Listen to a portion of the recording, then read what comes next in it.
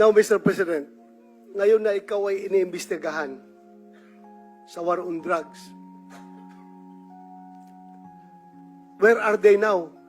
Yung mga nagsusuporta sa iyo noon sa war on drugs. Hindi natin narinig ngayon.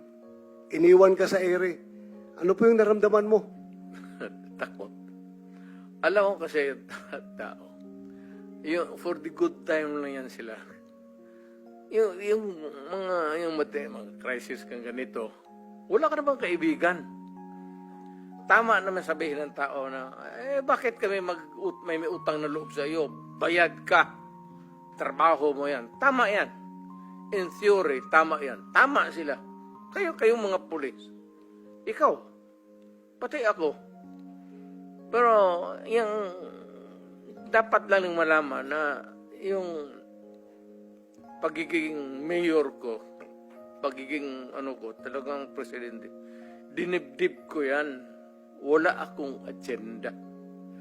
Wala akong dinagdag na baski isang poste sa bahay ko. Wala akong bagong kotse.